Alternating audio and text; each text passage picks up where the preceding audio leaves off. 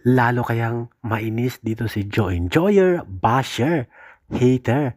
Ayaw niya kay Stell. Kaya nga nag-post siya ng anti-Stell na something's not right.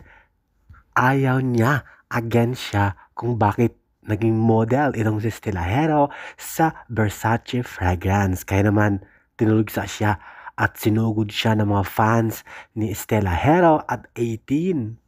Bakit naman Madam Joe Enjoyer ayaw mo kay Stell? Gwapo si Stell, talented, at syempre mabait, approachable at magalang sa mga fans, mapagmahal. Pero ikaw, ayaw mo sa kanya. Bakit? At ito pa nga ang video kung saan ginamit niya ang perfume na Versace fragrance at nagsuot pa ito ng kanyang OOTD na Versace ang brand. O di ba? Sana wag nang mainis Joe Enjoyer, tanggapin mo na ang katotohanan na si Stella Hero ang pinili. Isa sa mga pinili ng Versace fragrance para maging endorser, ambassador at model na kanilang brand at perfume. Wala namang ginagawang masama si Stell at siya talaga ang kinuha ng Versace fragrance at maging parte ng kanilang kumpanya at pagiging model, o di ba? The more bashing, the more blessings. Talagang maniniwala tayo dyan dahil ang taong hinahamak ng kapwa ay tinataas ng Diyos.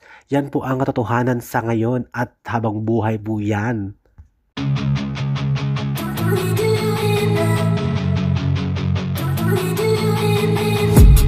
I've been dreaming on in my head like I've seen it. A life worth living is a life with meaning. I'll do what I love till my heart stops beating. I'm feeding this demon. Got a taste, can't erase bitterness in my face. Work a job every day till your dreams fade away like a card never change. Thank you for watching, guys. See you in the next video and update. Please like and subscribe to my channel. Keep watching. God bless everyone and always remember, be yourself and be a good one.